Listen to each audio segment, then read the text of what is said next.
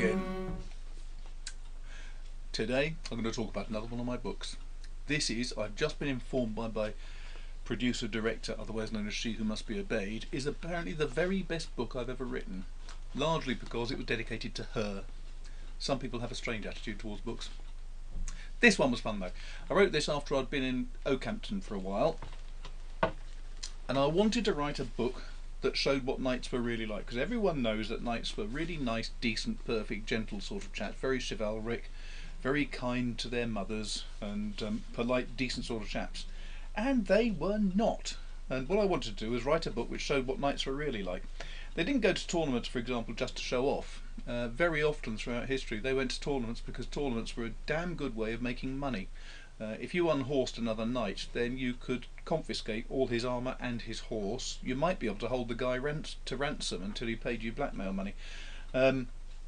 All these things were going on the whole damn time. Being a knight was not an indicator that you were a nice guy. It was a basic proof that you were a bit of a thug who could go out and rob other people at a whim. This one's fun though, because I wrote it all about Okehampton.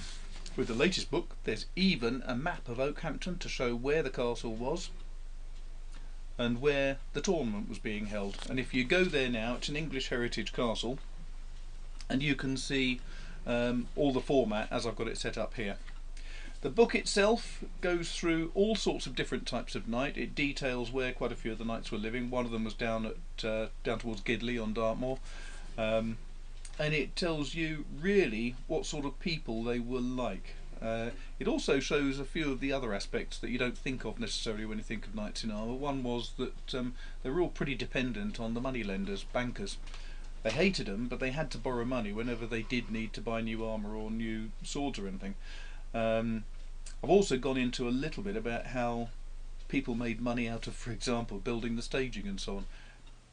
Crazy little sideline, but that was worth quite a lot of money to a decent carpenter who was able to invent decent stands for the spectators and so on.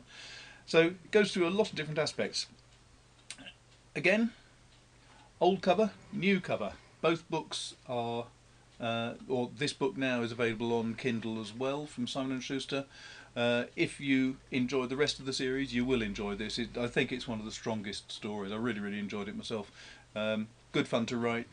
Good fun to go back and review now, and I hope you enjoy it too.